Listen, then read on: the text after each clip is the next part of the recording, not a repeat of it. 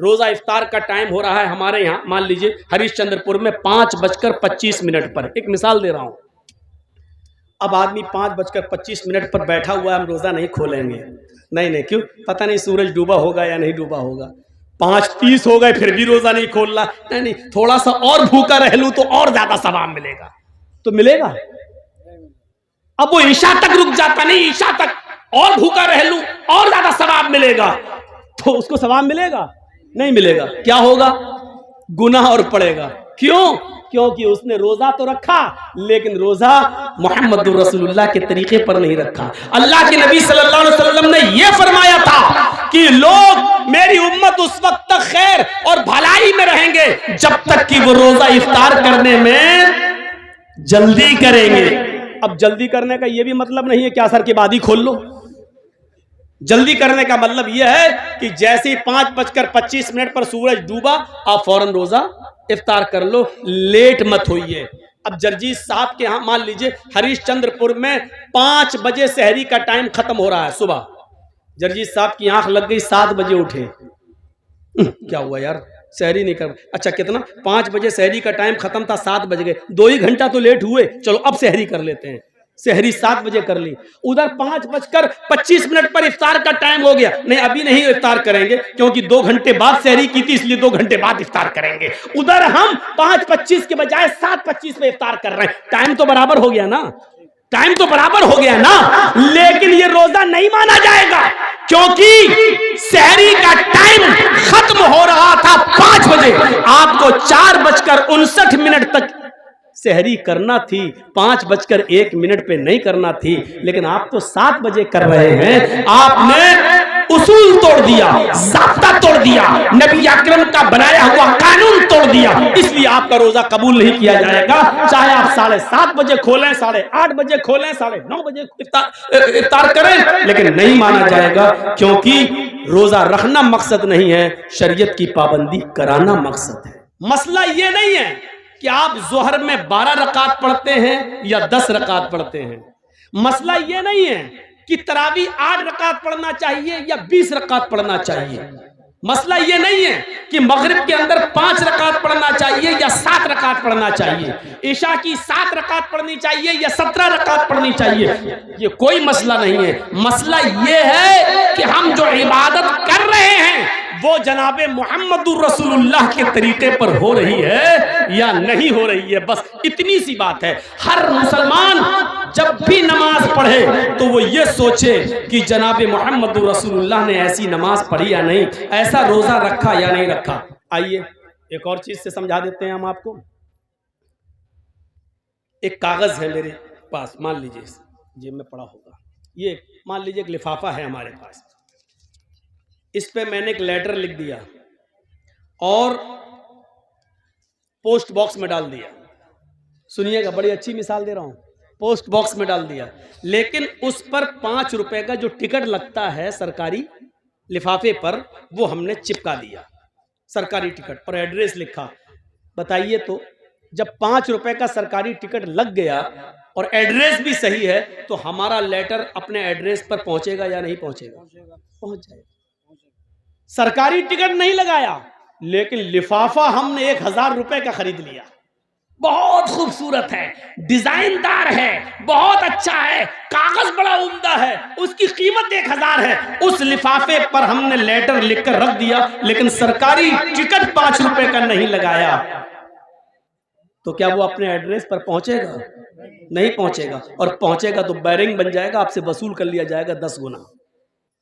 नहीं पहुंचेगा। क्यों? क्योंकि उस पर सरकारी मोहर नहीं लगी है, सरकारी टिकट नहीं लगा है। तो पता चला कि 5 रुपए का सरकारी टिकट लग गया तो पहुंच जाएगा। 1000 का खरीद लिया लेकिन सरकारी टिकट नहीं लगा तो नहीं पहुंचेगा। इसी तरीके से जोहर की नमाज 10 नहीं 12 पढ़ लो, 12 नहीं 12,000 पढ़ लो, मगरिब की नमाज 5 नहीं 7 पढ़ लो, 7 नहीं 7,000 पढ़ लो, तरावी 8 नहीं 20 पढ़ लो, 20 नहीं 20,000 पढ़ लो, लेकिन उस पर सरकार की मोहर नहीं है, यानी जनाबे मोहम्मद रसूलुल्लाह की मोहर नहीं है, तो वो हमारी नमाज अल्लाह के यहाँ कबूल नहीं होगी। मेरे भाइयों, रकातों की तादाद का कोई मसला नहीं है। मसला ये है कि अल्लाह ने कुरान में क्या कहा है, माताकुमुर रसूल फखुज़ूहु व मा नहाकुम अन्हु फंतहु।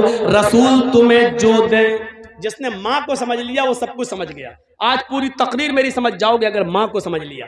माँ ये वाली माँ नहीं जिसके पेट से बच्चे पैदा होते, ये माँ नहीं, माँ अताकुमुर रसूल। यहाँ इस आयत में जो लफ्ज़ माँ आ रहा है उसको मैं कह रहा हूँ। माँ अताकुमुर रसूल फखुज़ूहु। माँ के दो माना हैं, जहन में रखिएगा, दिमाग में, माइंड में। माँ के कितने माना हैं? यहाँ इस जगह दो। पहला माना जो, और दूसरा माना जितना। माँ अताकुमुर रसूल का पहला तर्जुमा क्या होगा? माँ अताकुमुर रसूल, रसूल जो दे वो ले लो। सुनिएगा क्या मतलब हुआ? माँ अताकुमुर रसूल, रसूल जो दे वो ले लो। और दूसरा माँ का तर्जुमा यहां ये होगा, माँ अताकुमुर रसूल, रसूल जितना दे उतना ले लो।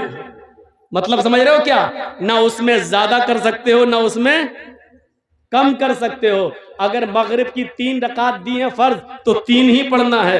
अब अगर कोई 5 पढ़ ले तो गुनाहगार होगा। अल्लाह के रसूल ने वुजू बनाने का हुक्म दिया है तो 3 बार हाथ धुलने को कहा, 3 बार कुल्ला करने को, 3 बार नाक में पानी डालने को, 3 बार चेहरा धुलने को। अब कोई आदमी कहे यार मैं 4 बार धुल लेता हूं, जितना ज्यादा धुलो उतना ज्यादा चेहरा साफ होगा, जितना ज्यादा हाथ धुलो उतना ज्यादा हाथ साफ होगा, जितना ज्यादा पैर धुलो उतना ज्यादा पैर साफ होगा। तो माफ कीजिएगा, जो आदमी आज़ाए वुजू को 4 बार या 5 बार धुलता है तो उसका वजू होगा नहीं। सुन्नत के खिलाफ करने पर उसकी नमाज रद्द कर दी जाएगी और उसको गुनाह पड़ेगा। क्यों? क्योंकि अल्लाह के रसूल ने जितना दिया था इसने उतना नहीं लिया, बल्कि नबी के दिए हुए को कम समझा, इसलिए उसने ज्यादती कर दी, अपनी तरफ से बढ़ा दिया अपनी तरफ से। तो नबी जो दे वो ले लो और जितना दे उतना ले लो। और इतना याद रखना, गलती बड़े बड़ों से हुई है। कोई आदमी दुनिया में ये नहीं कह सकता कि हमसे खता नहीं हो सकती है। इस्लाम जानबूझकर खता करने को गुनाह करार देता है, लेकिन अनजाने में, मसलन हम बहुत पढ़े लिखे, एक मिसाल दे रहा हूं, मान लीजिए मैं बहुत पढ़ा लिखा लेकिन हमको तहकीक करने में कोई गलती हो गई, लेकिन इल्म हो जाने के बाद कि सही चीज ये है, हम जो है वो गलत है, तो फिर सही चीज आ जाने के बाद हमको गलत चीज को छोड़ना पड़ेगा, हमें गलत चीज को तर्क करना पड़ेगा। इल्म हो जाने के बाद भी हम उस पर जमे हुए हैं तो वो ठीक नहीं है। आइए मैं तुम्हें लेके चलता हूं एक ऐसे मंजर की तरफ, आपको बड़ी हंसी आएगी, आपको बड़ा मजा भी आएगा, लेकिन मजा देने के लिए और हंसाने के लिए मैं आपको तकरीर नहीं कर रहा हूं। यहां आपको बुखारी शरीफ की एक हदीस का वाकया सुनाने जा रहा हूं, लेकिन इस वाकये में यह आपको थोड़ी सी मुस्कुराहट आ जाएगी। 2 कदीम सहाबा हैं और सफर कर रहे हैं। एक का नाम है हजरत अम्मार और एक का नाम है हजरत उमर। उमर फारूक का तो नाम बहुत अच्छी तरह जानते हो, और अम्मार का भी नाम जानते होंगे, हजरत सुमैया के बेटे हैं अम्मार। वो सुमैया जिनको शर्मगाह में नेजा दाखिल कर दिया गया था और इस्लाम में पहली जो शहीद हुई थी खातून वो। अब सुन लीजिए आप मेरी बात, अब जिसका पेशाब लग रहा हो उसको भी रोक लो, यहीं पर मत जाने दो यार, ये बार बार उठ रहे हैं मेरे सामने। असल में बात ये नहीं है, मेरे सामने उठना गलत नहीं है। एक बार हैदराबाद में मैं तकरीर कर रहा था तो कोई मेरे सामने से उठा तो मैं समझा पेशाब करने जा रहा है। वो पेशाब करने के बजाय वो सीधा मेरे माइक आके पकड़ के फेंक देता है, और उसके बाद में लाठी डंडे और टमाटर अंडे चले वहां फेंके गए। तो मुझे वही मेरे दिमाग में भरा हुआ है, जब भी सामने से कोई उड़ता तो मुझे डर लगता है कि ये माइक पकड़ने ना आ रहा है। अब वही दिमाग है। मैंने कहा नहीं, वो भूखा आदमी, उससे पूछा 2 क्या कहता 4 रोटी। तो जो दिमाग में भरा होगा वही है ना, तो मेरे दिमाग में ये भरा है। जो भी सामने से उठता है मैं समझता हूँ ये माइक पकड़ने तो नहीं आ रहा है। जैसे अभी मौलाना मेरे कान में बोले तो मुझे यही लगा, कहीं कुछ लगा मुझे, लेकिन वो कान में बोल दिए, समझा दिए, ठीक है। तो सुनिए, एक थे अम्मार और एक थे उमर, दोनों सफर में थे। अब मैं अपनी स्पीड थोड़ी स्लो कर रहा हूं, आपको तभी आप समझ पाएंगे। दोनों सफर कर रहे हैं और रात में जंगल से गुजर हो रहा है। सोचते खतरनाक जानवर हैं, इसलिए इसी जंगल में सो लिया जाए, आराम कर लिया जाए। उन्होंने अपनी अपनी चादर बिछाई और सो गए। फजर की नमाज में दोनों को उठना था। फजर की नमाज में दोनों को उठना था। बड़ा दिलचस्प वाकया सुना रहा हूं, आपको भी मजा आएगा, सुनिए। और जिनको मसला मालूम नहीं होगा वो मसला भी जान जाएंगे। दोनों को फजर की नमाज में उठना था और दोनों फजर की नमाज के वक्त उठे, लेकिन दोनों ही जुम्बी हो गए। जुम्बी समझते हैं? दोनों को ही गुस्ल की जरूरत पड़ गई। अब तो समझ गए ना, खुलकर कहने की जरूरत नहीं है। यानी दोनों इंसान है, आदमी सोता है, दोनों को ही नाइट फॉल हो गया। अब गुस्ल करना पड़ेगा तभी नमाज होगी, लेकिन पानी नहीं है। अब क्या किया जाए? तो हजरत अम्मार कहते हैं, उमर जी मुझे मसला मालूम है। कहा क्या? सुनिए, बहुत स्लो सुना रहा हूं ताकि आपके दिमाग में बिल्कुल घुसा दूं। कहा, उमर मुझे मसला मालूम है। अल्लाह के नबी जुमे का खुतबा दे रहे थे तो आपने फरमाया जब पानी ना मिले तो पाक मिट्टी से तयम्मुम कर लो। हजरत उमर कहते चुप रहो, जिस मस्जिद में अल्लाह के नबी ने ये खुतबा दिया उसमें हम भी थे। आपने ये बात कही थी कि पानी ना मिले तो तयम्मुम कर लो, लेकिन वो वुजू के लिए कहा था, गुस्ल के लिए नहीं। हमको वुजू की जरूरत नहीं है, गुस्ल की जरूरत है। अल्लाह के रसूल ने उस मस्जिद में जो जुमे का खुतबा दिया था उसमें यह कहा था कि अगर वुजू के लिए पानी ना मिले तो तयम्मुम कर लो। दोनों हाथ पाक मिट्टी पे मार के फूंक लो, चेहरे पे फेर लो, दायां हाथ बाएं हाथ पर और बायां हाथ दाएं हाथ पर फेर लो तो तयम्मुम हो जाता है। ये अल्लाह के नबी ने बताया था। तो यहां तो वुजू का मामला नहीं है, हम लोग नापाक हैं, हम लोग को गुस्ल की जरूरत है। हजरत अम्मार कहते हैं, तो एक काम करिए ना, वुजू में हाथ पैर मुंह कुल्ला किया जाता है और ये सब धुला जाता है। हमको गुस्ल की जरूरत है, इसलिए पूरे जिस्म पे मिट्टी फेर लेते हैं। हाँ? ऐसा करते हैं, यानी अपना अपना दिमाग लगा रहे हैं। देखिए हजरत उमर कहते नहीं नहीं नहीं नहीं, हमें कोई अच्छा नहीं लग रहा है। क्यों? हमको मसला मालूम नहीं, ऐसा ना हो ऐसा करने पर गुनाह हो। तो हजरत अम्मार ने अपनी अकल चलाई और हजरत उमर ने अपनी अकल चलाई। हजरत अम्मार ने कहा तुम्हें नहीं पढ़ना मत पढ़ो, मैं तो पढ़ूंगा नमाज। तो हजरत अम्मार ने क्या किया, एक झाड़ी के पीछे चले गए, मिट्टी पड़ी थी, बुखारी शरीफ के हदीस के अल्फाज हैं, अपने जिस्म को उस पर पूरा मिट्टी में लोट लिया। बुखारी में क्या है, कमा तमर्रकुद्दाब्बा यतमर्रकु कमा तमर्रकुद्दाब्बा। हजरत अम्मार मिट्टी पर ऐसे लोटे, ऐसे जैसे चौपाया, आपने देखा होगा जानवर को मिट्टी में ऐसे करता ना, फिर झाड़ देता अपने आप को, पूरे जिस्म पर मिट्टी हो जाती है उसके। तो हजरत अम्मार ने ऐसे ही किया, पूरा करके पूरे जिस्म पर मिट्टी मल ली और गए और नमाज पढ़ ली। हजरत उमर देख रहे हैं, उन्होंने नमाज नहीं पढ़ी, हजरत अम्मार ने पढ़ ली। हजरत उमर ने कहा पता नहीं सही हुआ कि गलत। नहीं, उन्होंने अपनी अकल दौड़ाई, नमाज नहीं पढ़ी। शहर में गए, सुबह सूरज निकलने के बाद पानी मिल गया और जैसे ही पानी मिला तो हजरत उमर ने सबसे पहले गुस्ल करके फजर की नमाज अदा कर ली, पढ़ ली। उस जमाने में मोबाइल का दौर नहीं था। दबाया, हाँ जर्जी साहब जरा बताइए तो। मालूम है रात के 3 बजे लोग हमें परेशान कर देते कभी, इसलिए मोबाइल बंद कर दिया। 3 बजे पूछते हैं, मौलाना साहब फला हॉस्पिटल में मेरी बीवी एडमिट है। अच्छा, अल्लाह ताला ने अभी अभी एक बेटा दिया, क्या नाम रखूं? अरे बच्चा आज पैदा हुआ है, कमीने 7वें दिन नाम रखना है तुझे, अभी जरूरत क्या थी, सुबह पूछ लेता। रात में 3 बजे फोन कर, क्या नाम रखूं? तो ये परेशान करने वाले लोग भी होते हैं, 3 बजे फोन कर रहे हैं। कहा अरे मौलाना खुशी थी इसलिए बोल दिया। तो बोलो ना मौलाना साहब हमारे बच्चे के लिए दुआ करना, अल्लाह ताला ने चांद सा बेटा दिया। ये क्या नाम, 3 बजे फोन कर रहा है। तो उस जमाने में फोन का जमाना नहीं था, अल्लाह के रसूल से मसला मालूम कर लिया जाए।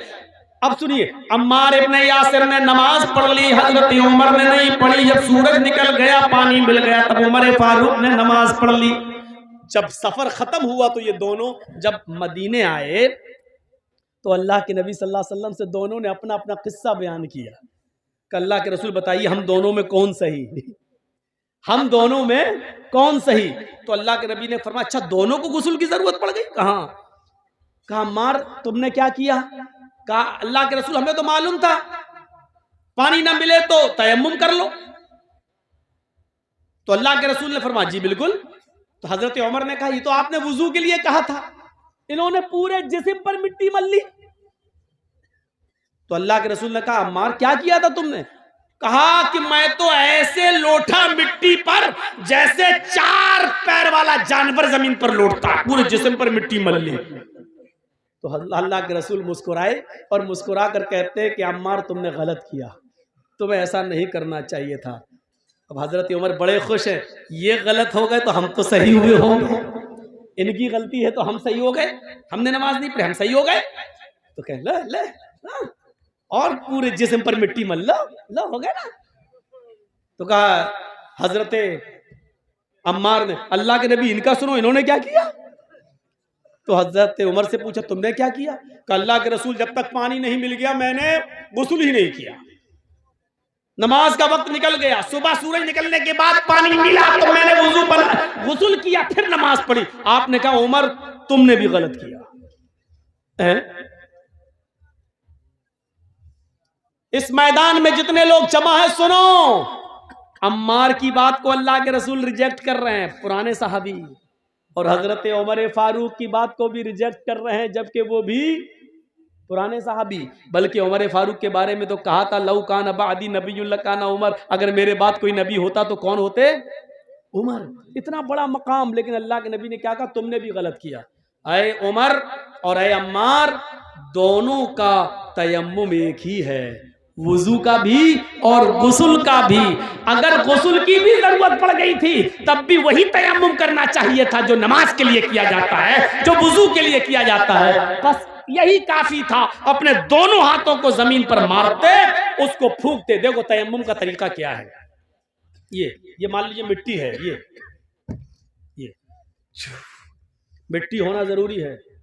बहुत से लोग ये पक्की दीवारों पे ऐसे मार देते हैं, नहीं चलेगा। बहुत से लोग पुती हुई दीवारों पे मार देते हैं, ऐसे नहीं चलेगा। माफ कीजिएगा, बड़ी मौजरत के साथ नहीं चलेगा। मिट्टी होनी चाहिए, वो भी पाक। ऐसे दोनों हाथ जमीन पे ऐसे मारिए, ये ऐसे किया, और ऐसे करने के बाद ऐसे नहीं मलना है, ऐसे करके ऐसे नहीं मलना, पूरा वो आपका पाउंड स्क्रीन यही लग जाएगी। ऐसे नहीं करना है। ये जमीन पे मारा, तयम्मुम का तरीका सीखिए। ये जमीन पे मारा, फिर ये बस जितनी भी उड़ जाए मिट्टी तुम्हारे हाथ में लगी हुई, ऐसे करके उड़ गई। अब इन्हीं हाथों को ऐसे करना है। देखिए हो गया। अब यही हाथ दोबारा नहीं लेना है, इसी हाथ को बाएं हाथ के ऊपर ऐसे यहां तक ये कर लिया, और इस हाथ को ये तयम्मुम हो गया। तो अल्लाह के नबी ने कहा था यकफी, हाँ तुम्हारे लिए इतना कर लेना काफी था। तुमने पूरे जिस्म पर मिट्टी मल ली, तुमने भी गलत किया।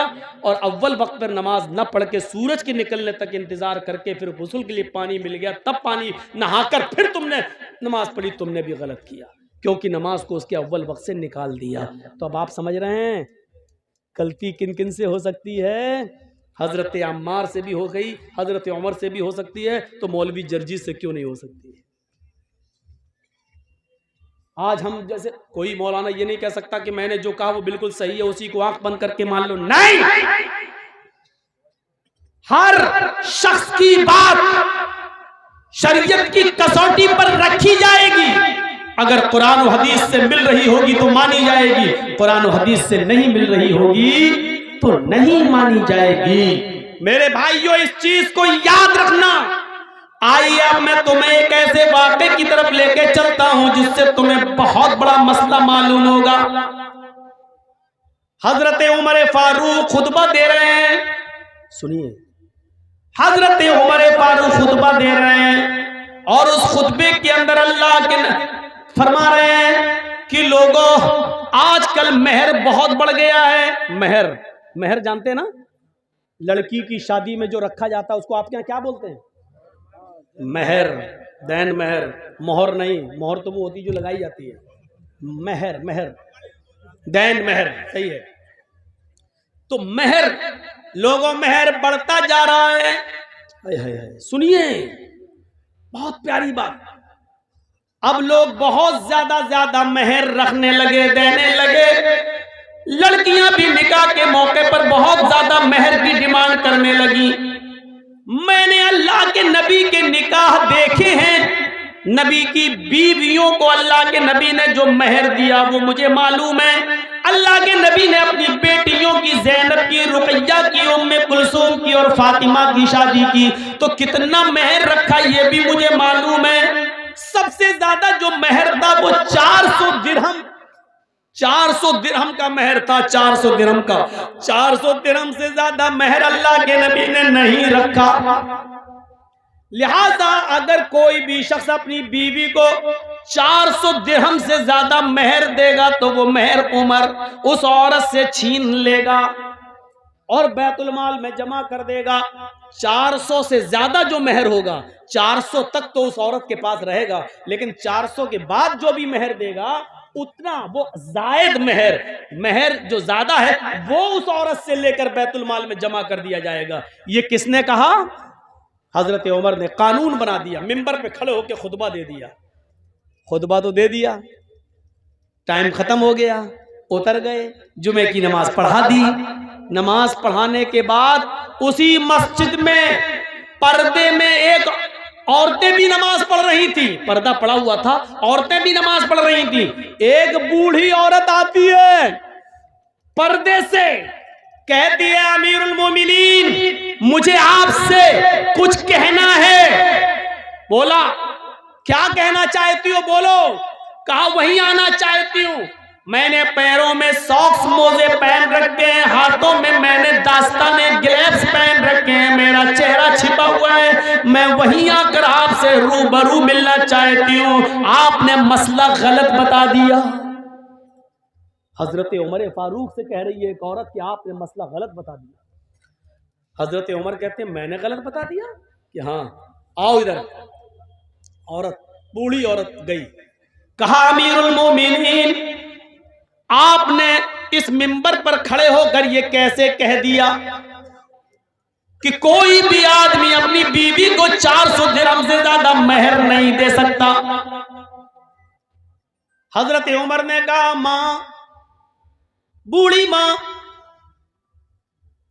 अल्लाह के रसूल ने अपनी बीवियों को 400 दिरहम से ज्यादा नहीं दिया, अपनी बेटियों के निकाह में 400 दिरहम से ज्यादा महर नहीं रखा। फिर उस औरत ने क्या जवाब दिया? अमीरुल मोमिनीन 400 दिरहम देना एक अलग बात है, लेकिन 400 दिरहम से ज्यादा नहीं दे सकता है कोई मर्द। क्या ऐसी कोई हदीस है आपके पास? क्या अल्लाह के रसूल ने 400 दिरहम से ज्यादा महर देने को से मना किया? ऐसी कोई हदीस है आपके पास?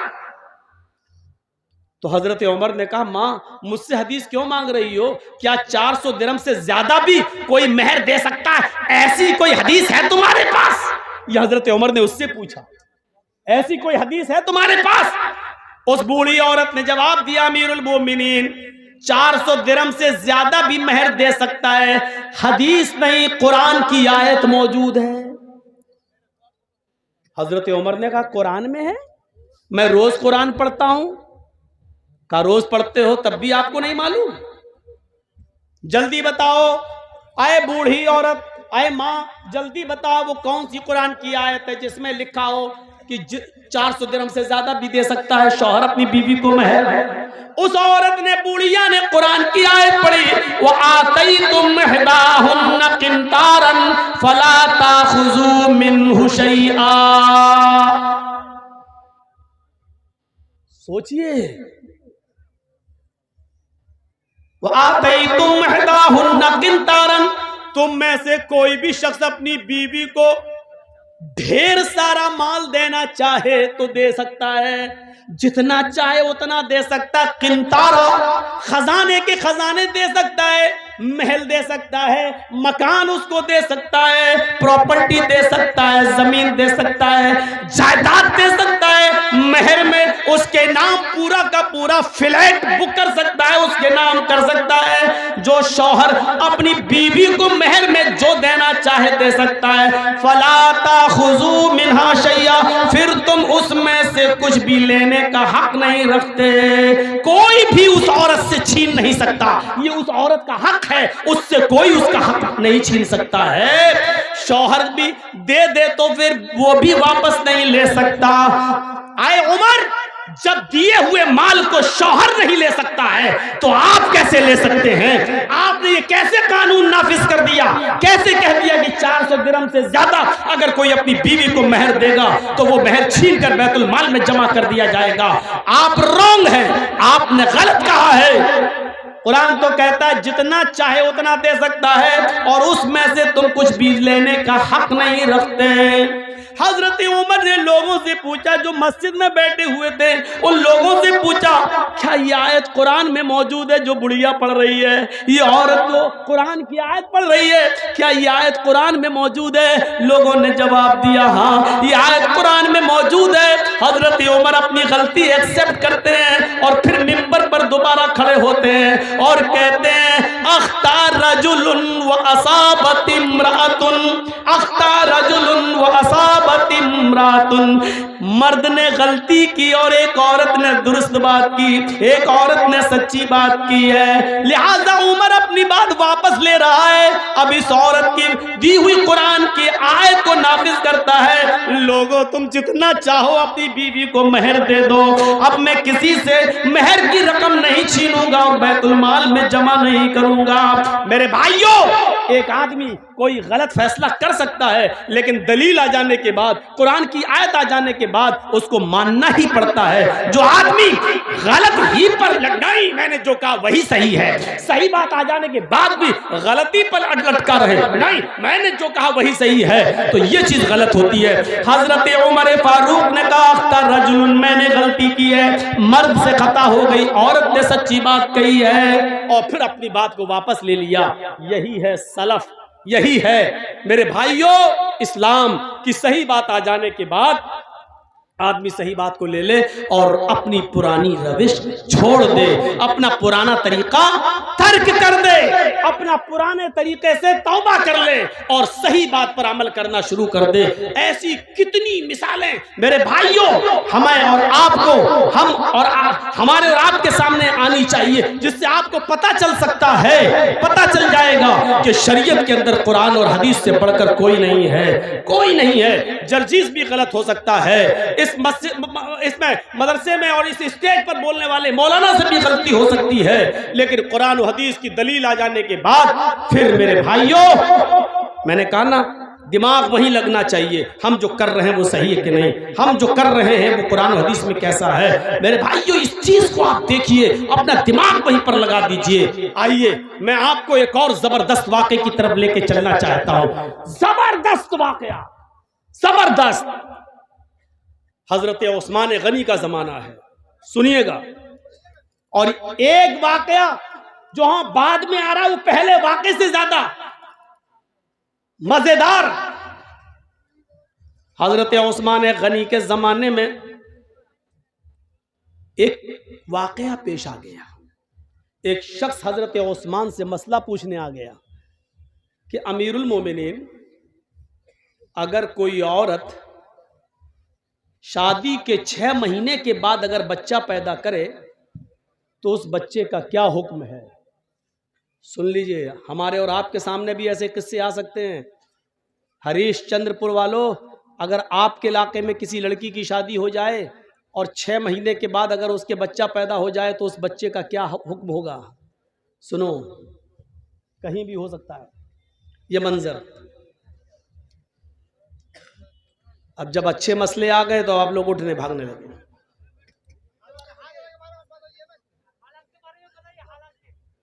अब हम हर आदमी के कहने पर तो नहीं चल सकते हैं भाई। हर आदमी अगर राजीव गांधी बनेगा तो कैसे काम चलेगा? नहीं, आपको कुरान हदीस नहीं सुनना है। ये जलसा आपने दीन के नाम पे किया है कि योगी और मोदी के नाम पे किया? तुम कहोगे हालात के नाम पे चलना है। मौलाना कहते हैं कुरान हदीस बोलो, अहले हदीस पे बोलो, इस पे बोलो, तो हर आदमी के कहने पर तो नहीं चल सकता हूं ना। मैंने बंगाल के अंदर 20 साल से तकरीरें की हैं, लेकिन सच बताऊं आपने रिकॉर्ड तोड़ दिया है, इस गांव ने रिकॉर्ड तोड़ दिया है। मुझे आज तक भरे मजमे में जलसे में किसी ने नहीं टोका है जो आपने आज ये टोक कर और स्टेज पर ये बोलकर आज मेरे सामने ये कही जा रही है। हर आदमी मुझे अपने उंगली के इशारे से नचाना चाह रहा है। नहीं होता है ऐसा। अपनी आदत सुधारिए आप लोग। आइंदा इस जलसे में हम आएंगे या नहीं आएंगे, ये हमें 50 बार सोचना पड़ेगा कि आपके गांव में आऊं या इस गांव के नाम पर हम रेड लाइन लगा दें और क्रॉस कर दें, ये हमें सोचना पड़ेगा। मजाक बना के रख दिया आपने कुरान और हदीस का। ये कहते हैं हदीस के बारे में बोलते, वो कहते हैं हालात के बारे में बोलिए। ड्रामा बना के रख दिया आपने जलसे का। ये तकरीर है या खिचड़ी है कि दाल भी मिलाओ चावल भी मिलाओ? सुनिए, हजरत उस्मान गनी से पूछा जा रहा है कि 6 महीने में अगर बच्चा पैदा हो जाए तो क्या हुक्म है उसका।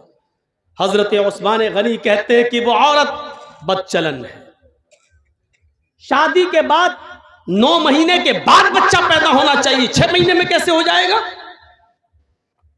कहने लगे अमीरुल मोमिनीन, मेरी शादी को 6 महीना हुआ है, मेरी शादी को 6 महीना हुआ है और 6 महीने के बाद आज ही मेरी बीवी ने एक बच्चा पैदा किया है। समझ रहे हैं ना आप उस सहाबी के पूछने का मकसद क्या है? वो ये पूछना चाहते हैं कि अमीरुल मोमिनीन, मैं इस बच्चे को जायज बच्चा मानूं या नाजायज।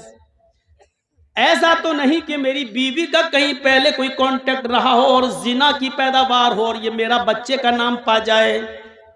हजरत उस्मान गनी कहते हैं कि बिल्कुल नहीं, वो औरत बदचलन है तुम्हारी, लिहाजा उसने 6 महीने में जो बच्चा पैदा कर दिया वो गलत किया है। ये जुमेरात का दिन था। जुमेरात का दिन जानते हैं ना, गुरुवार, थर्सडे था। जुमे का खुतबा जब उस्मान गनी देने लगे तो वो आदमी सामने बैठा हुआ था जिसकी बीवी ने 6 महीने के बाद बच्चा पैदा किया, वो बैठा हुआ है। हजरत उस्मान खुतबा देते देते कहने लगे, लोगों, इसकी बीवी ने कल एक बच्चा पैदा किया है और वो बच्चा 6 महीने के बाद पैदा हुआ है। शादी के 6 महीने के बाद कोई बच्चा पैदा नहीं होता है। इसकी बीवी ने शादी के 6 महीने के बाद ही बच्चा पैदा कर दिया है। लिहाजा अगले जुमे को इसकी बीवी को लाया जाएगा और जमीन पे सीने के बराबर गाड़ कर पत्थरों से मार मार के उसको खत्म कर दिया जाएगा। उसको जिनाकार मानते हुए उसकी जान ले ली जाएगी, उसको कत्ल कर दिया जाएगा। हुक्म भी दे दिया। जुमे का खुतबा खत्म, जबकि उस्मान गनी का फैसला गलत था।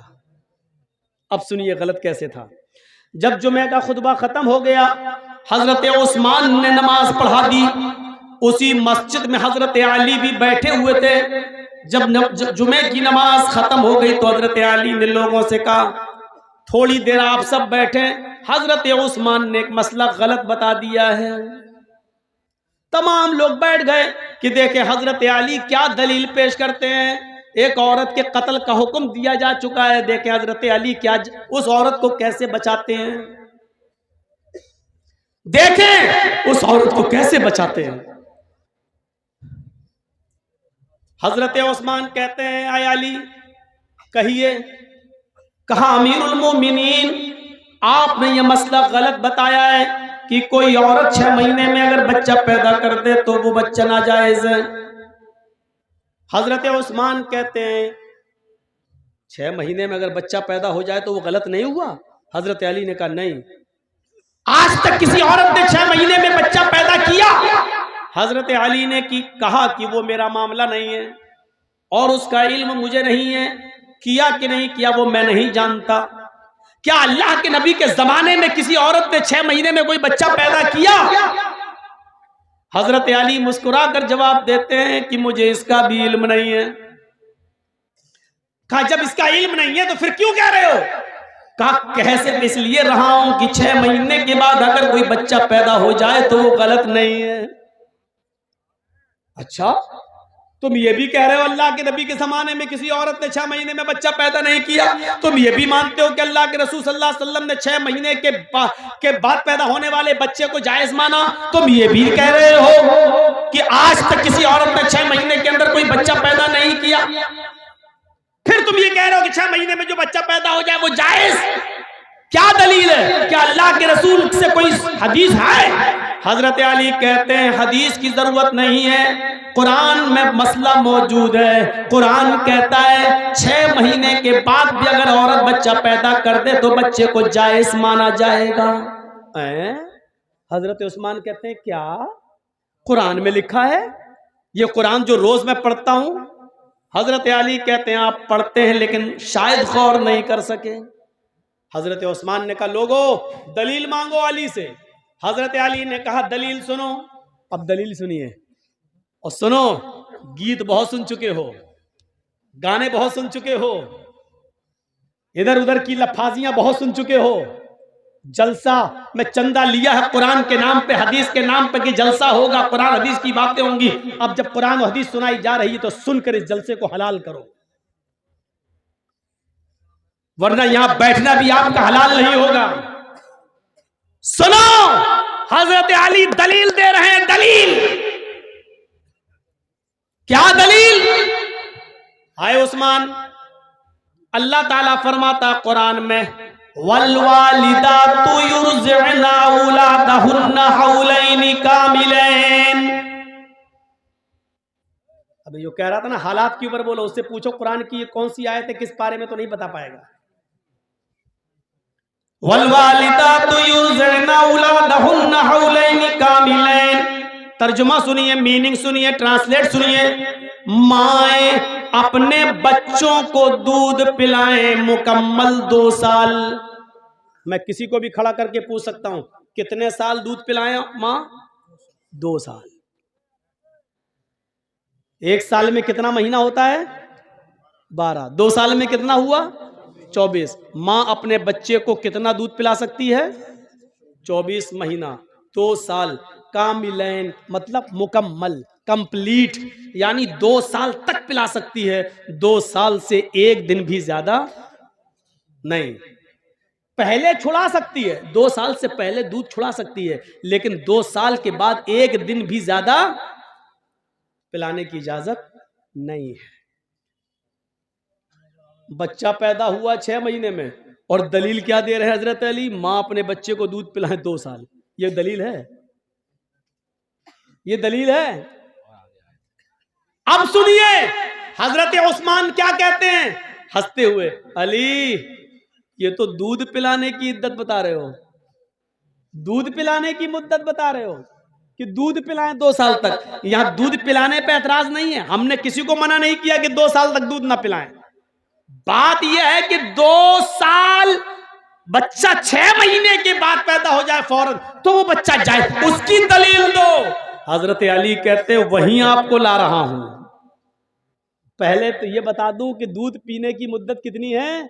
2 साल, 24 महीने। मान रहे ना कि हाँ, कौन मना करेगा, कुरान की आयत 24 महीना दूध पीने के है ना। कहाँ? अच्छा चलो दूसरी दलील ले लो।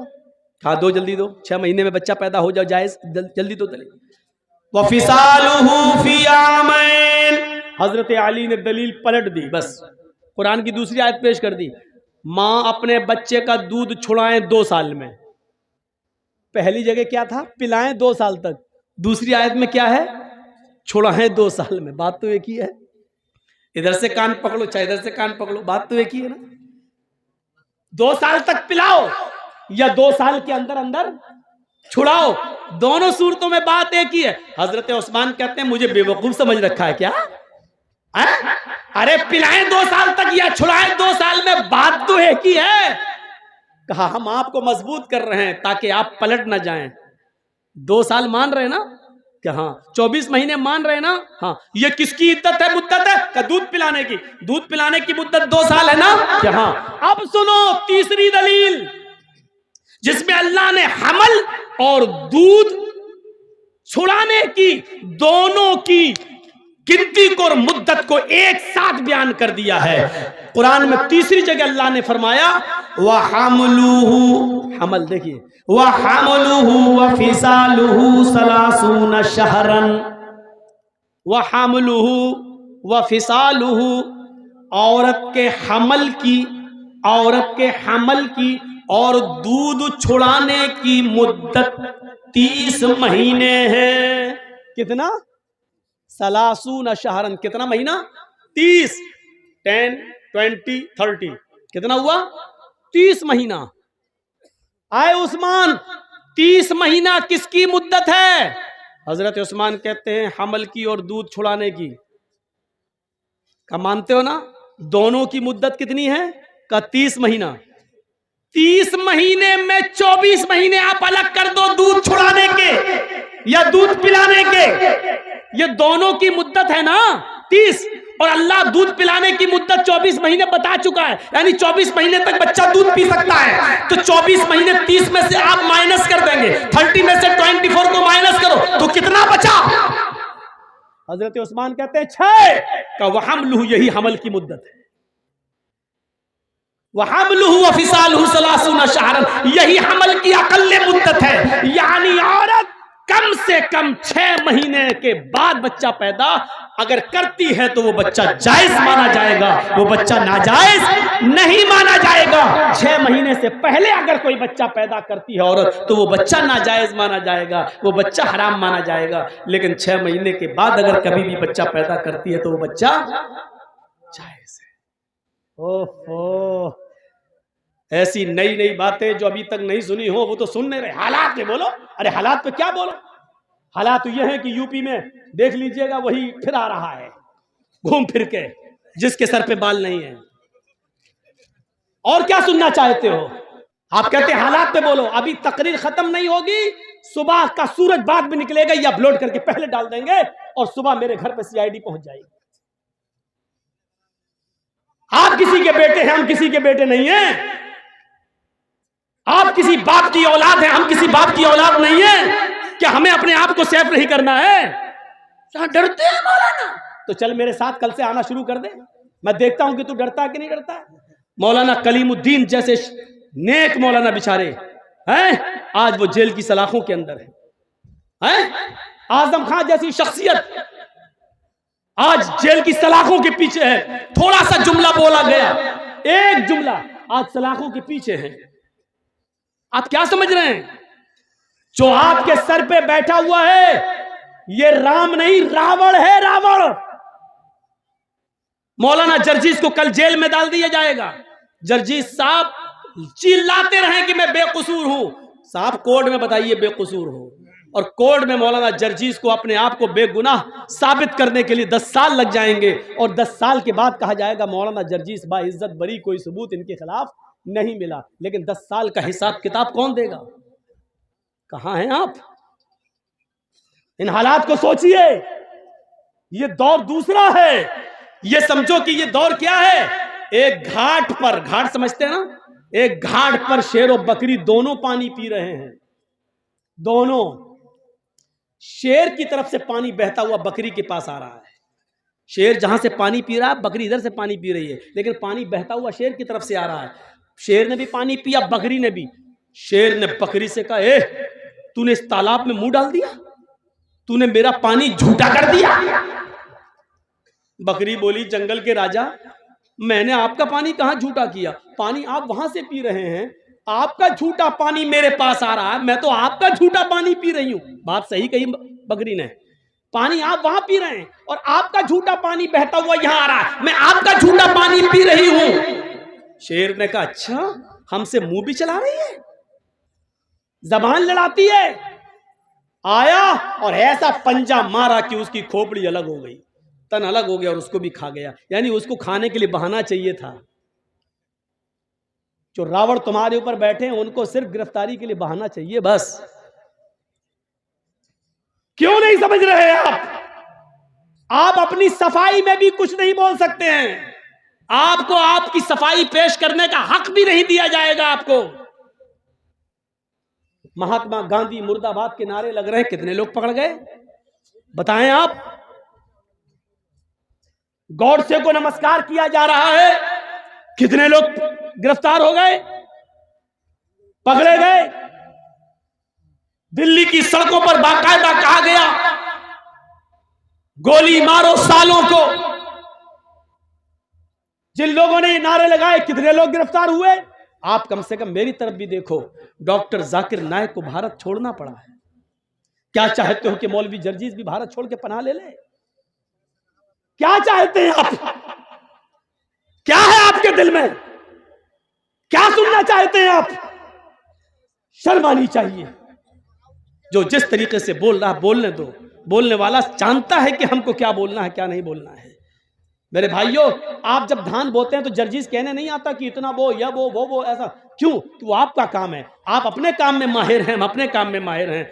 हर आदमी अपने काम में एक्सपर्ट होता है। मुझे क्या बोलना है क्या नहीं बोलना है, कहां कौन सी बात कहना है, इस काम के लिए मौलवी लोगों को आजाद छोड़ दो। मेरे भाइयों, मदरसों में क्या पढ़ाया जाता मदरसों के लिए छोड़ दो। आप हर किसी को मशवरा मत दीजिए। डॉक्टर MBBS MS डॉक्टर को ऑपरेशन करना है, क्यों वहां पर आपको नहीं बिठाया जाता है? क्यों?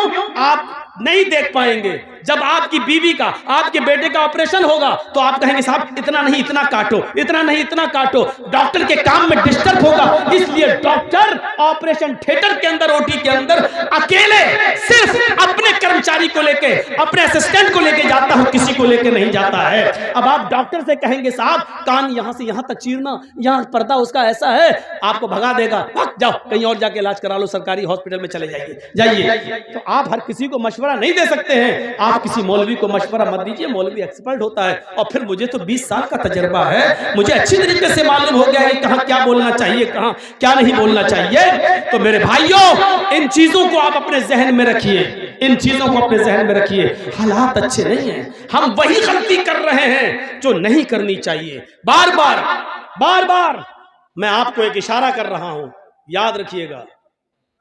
कुछ लोग नारे लगा रहे हैं, अब हमारी लिंचिंग हो रही है, नारे लगाए जा रहे हैं और नारे लगा के हमें बरगलाने की कोशिश की जाएगी। जहां 2-4 दाढ़ी वाले मिलेंगे वहीं पर जय श्री राम के नारे लगा के हमें बरगलाने की कोशिश की जाएगी।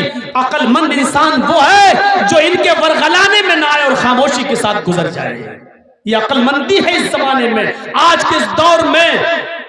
जरूरी नहीं है, अब सुन लो मेरी बात,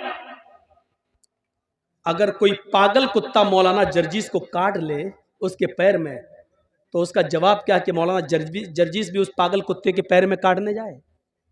आप क्या कहोगे जर्जीस को? एक पागल कुत्ते ने हमें काट लिया है, अब हम भी पकड़ो और काट रहा। लोग कहें कितना बड़ा पागल है, यही पागल है। अगर कोई पागल कुत्ता हमारे पैर में काट ले तो इसका यह मतलब नहीं है कि जर्जीस साहब भी उस पागल कुत्ते को काटने जाएं। कुछ लोग इस वक्त पागल हो चुके हैं पावर को देखकर। कुछ लोग जानते हैं कि हमारा पावर है, हमारा आदमी बैठा हुआ है सीट पर, गवर्नमेंट का नशा है। वो जानते हैं कि गोली मारो सालों को, देश के गद्दार, कुछ भी, हमारा कुछ नहीं होगा। पूरे दिल्ली में ट्रंप के जाने तक तो मैं कुछ नहीं बोलूंगा, ट्रंप के जाने के बाद हम आपकी भी नहीं सुनेंगे। इस तरीके की बातें जो कही गई हैं, वो जानते हैं कि हमारा कुछ नहीं होगा। मेरे भाइयों सुन लीजिए, आप ये हालात बना दिए गए हैं, ऐसे मौके पर खामोशी का मुजाहरा कर रही है आप। कुछ कुत्ते पागल हो गए हैं, पागल नशा है उनको कि हमारे ऊपर किसी का हाथ है। अब इस पागल कुत्ते को अगर आप समझ जाएं तो पूरी तकरीर कामयाब है। मैं नाम नहीं लूंगा, सॉरी, माजरत के साथ, आप मुझे आइंदा बुलाएं या ना बुलाएं, मैं नाम नहीं लूंगा। लेकिन इस पागल कुत्ते को अगर आपने समझ लिया तो समझ लो कि पूरी तकरीर समझ गए आप। मेरे भाइयों, अगर कुछ पागल कुत्ते हमारे पैर में काट लें तो इसका यह मतलब नहीं है कि हम भी उस पागल कुत्ते को काटने जाएं। हाथी चलता रहता है, कुत्ते भौंकते रहते हैं। अब हाथी अगर उन कुत्तों के भौंकने पर पीछे मुड़ मुड़ के देखने लगे तो हाथी अपनी मंजिल तक कभी नहीं पहुंच पाएगा। तुम्हें अपनी मंजिल पर पहुंचना है। हाथी चल जा रहा है, वो पीछे मुड़ के नहीं देख रहा है, क्योंकि वो जानता है कि इनकी आदत भौंकने की है, ये भौंक भौंक कर खुद ही थक जाएंगे। हाथी अपनी मंजिल को पा लेता है। मुसलमानों, तुम्हें अपनी मंजिल तक जाना है। हरीशचंद्रपुर वालों, तुम्हें अपनी जाना है, इसलिए भौंकने वाले कुत्तों के भौंकने को मत देखो, मंजिल पर तुम्हारा निशाना होना चाहिए, इंशाअल्लाह तुम्हें मंजिल मिलेगी। इन भौंकने वाले कुत्तों को समझ लो कि कुत्ते हैं, इनकी आदत है भौंकने की। इस वक्त हम जिन हालात से गुजर रहे हैं उसमें अक्लमंदी से काम लेने की जरूरत है। अक्लमंदी कैसी? एक मिसाल दूं, बड़ी अच्छी मिसाल है। 3 जानवर शिकार करने निकले, शेर, भेड़िया, लोमड़ी।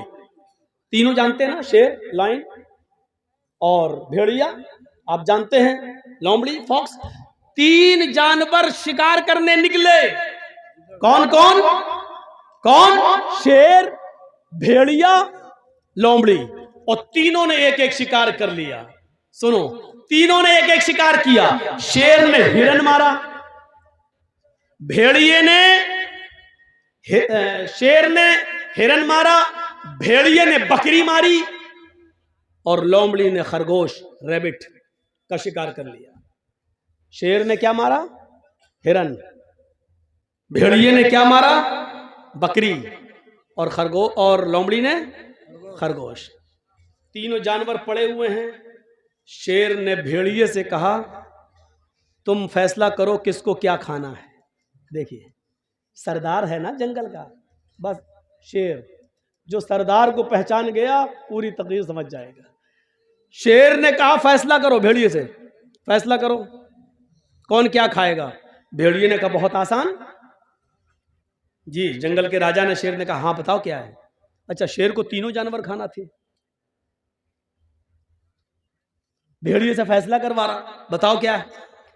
भेड़िए ने कहा, बहुत आसान, हिरन आप खा लीजिए, बकरी मैं ले लेता हूं, लोमड़ी को खरगोश दे देते हैं। शेर ने कहा, ये कोई फैसला है? इधर आ। मारा एक झपटा उसको और भेड़िए का सर तन से जुदा हो गया, भेड़िया मर गया। सर तन से जुदा। लोमड़ी से कहा, लोमड़ी तुम फैसला कर सकती हो, तुम फैसला करो ये कौन खाएगा। लोमड़ी कहती, बहुत आसान। कहा क्या? बोलो। कहा, साहब हिरन आप सुबह नाश्ते में खा लीजिए, शाम को बकरी खा लीजिए, और बीच में जब जायका, मुंह का जायका बदलना हो तो आप खरगोश का टेस्ट कर लीजिए। तीनों जानवर आपके।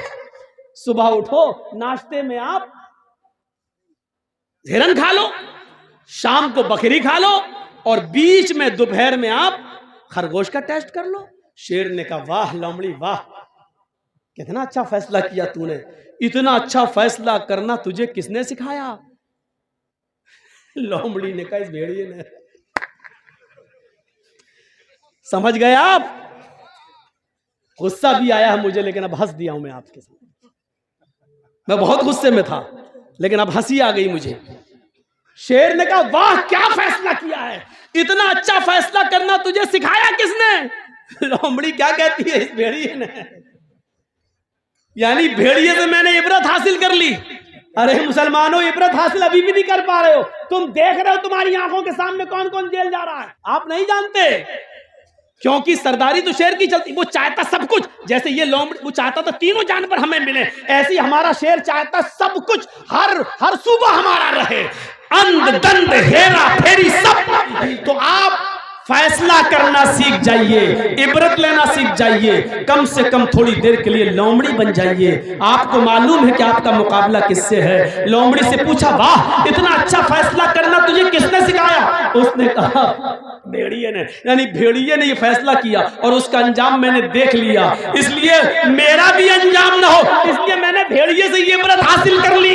जो लोग जेलों में जा चुके हैं, जो लोग काटे जा चुके हैं, जो लोग जेलों में सड़ रहे हैं, मुसलमानों उनसे इबरत हासिल कर लो, उनसे इबरत हासिल कर लो, और अपने आप को मसलिहत के साथ, दूरअंदेशी के साथ आप काम करिए।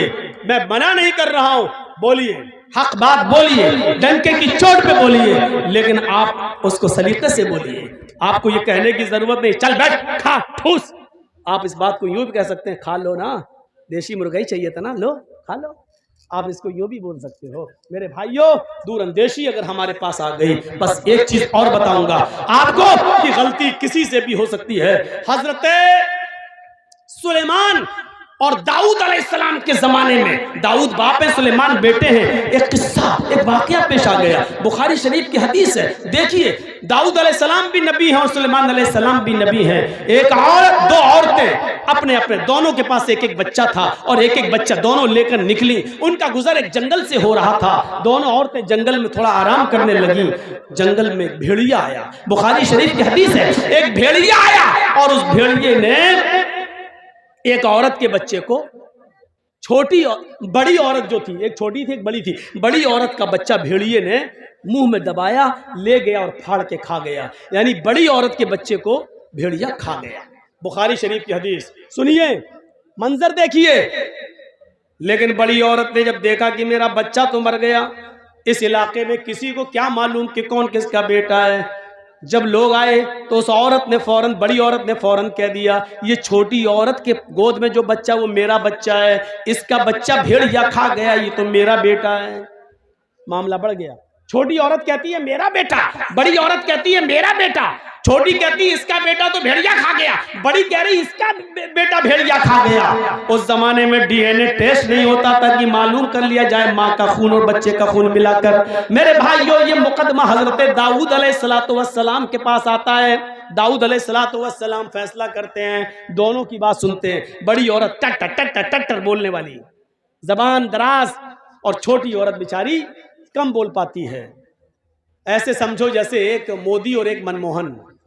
मेरे भाइयों, राहत इंदौरी ने कहा था, उसको कोई काम आता हो या ना आता हो, झूठ बड़ा शानदार बोलता है, झूठ बड़ा शानदार बोलता है। ऐसा शानदार झूठ जो आपको झूठ लगेगा ही नहीं, आपको ऐसा झूठ। ये भी एक कला होती है, ये भी एक कला। इस कला को भी बहुत से लोग सीखने की कोशिश कर रहे हैं। झूठ ऐसा बोलो कि पता भी न चले कि, और झूठ भी हो पता भी न चले। जैसे मौलाना जर्जिस को पुलिस ढूंढते हुए यहाँ आ जाए, स्टेज पर यहाँ मिल जाए, और वो मुझे पहचानती ना हो, मुझे पहचानती ना हो, और मुझसे ही पूछ रही हो, मौलाना जर्जिस को देखा, मौलाना जर्जिस को देखा।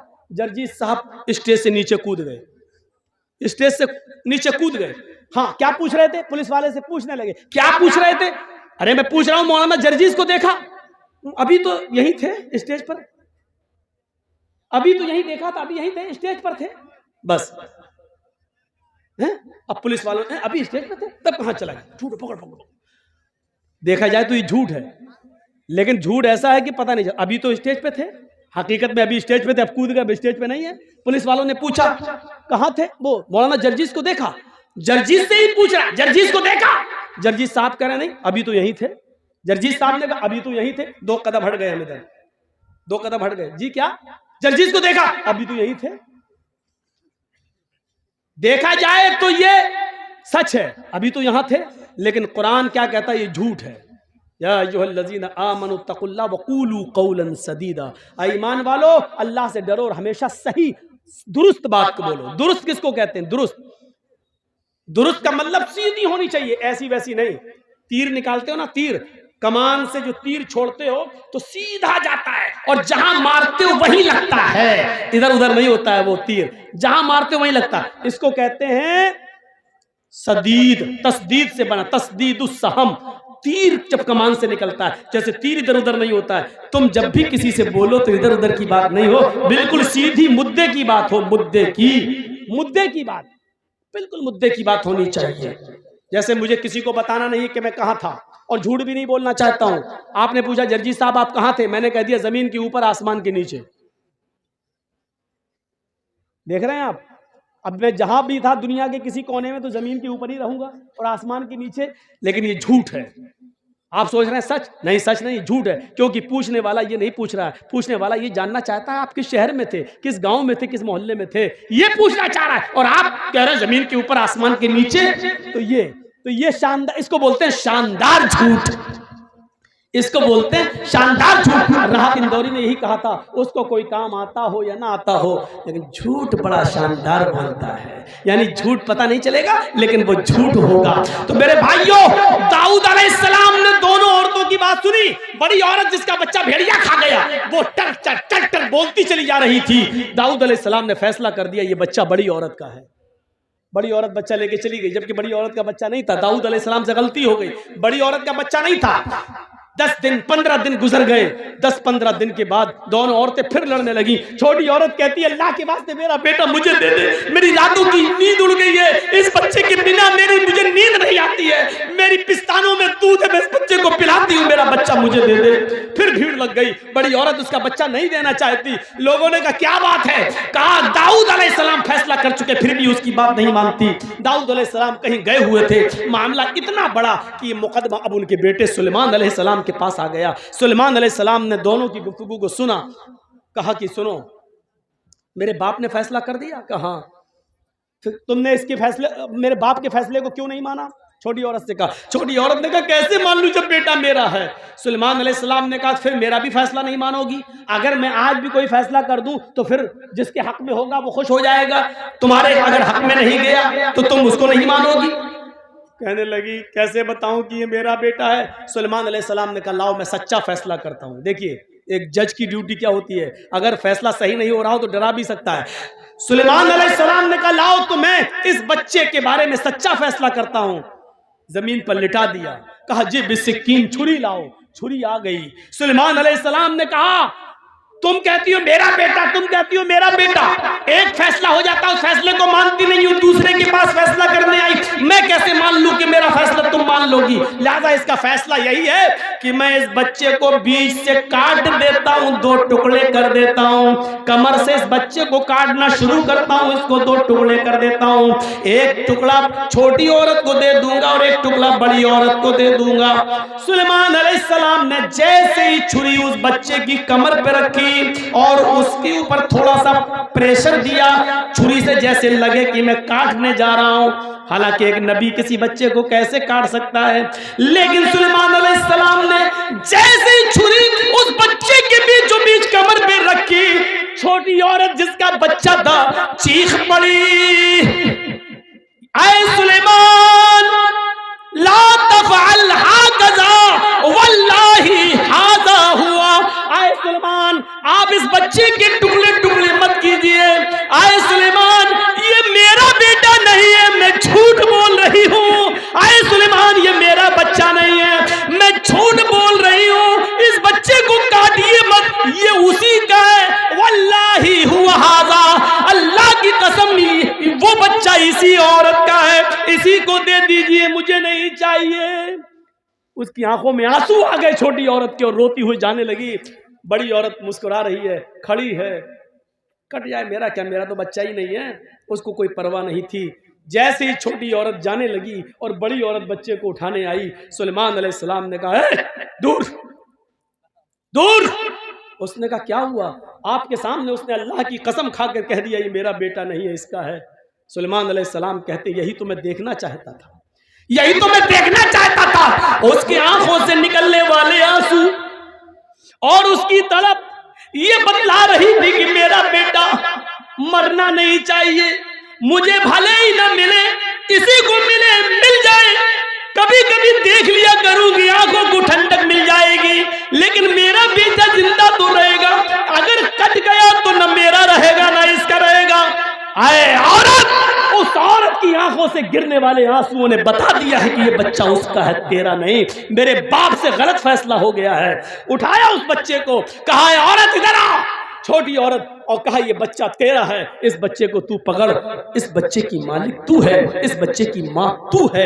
मैं कहना ये चाहता था इंसान होने के नाते गलती किसी से भी हो सकती है, लेकिन सही फैसला जाने के बाद फिर अपनी गलती पर कायम नहीं रहना चाहिए। तो मेरे भाइयों, ये चंद बुनियादी बातें मैंने 12:40 तक आपके सामने खिताब में दी है। मुझे उम्मीद है कि इंशाअल्लाह ये खिताब आपके दरमियान एक इनकलाब पैदा करेगा। हम अल्लाह से दुआ करते हैं कि बार अल्लाह हमारी खताओं को माफ़ फरमा दे, हमारे गुनाहों को बख्श दे, हम जमीआ मुसलमानों पर रहम फरमा। अल्लाह हम सबको आपस में भाई भाई बना दे और एक प्लेटफार्म पे हमको जमा कर दे। जब तक तू हमें जिंदा रख, इस्लाम पे जिंदा रखना, और जब हमारा खात्मा हो तो ईमान पर हमारा खात्मा फरमाना। वमा अलैना इल्लल बलागुल मुबीन व आखिरु दावाना अनिल हम्दुलिल्लाहि रब्बिल आलमीन।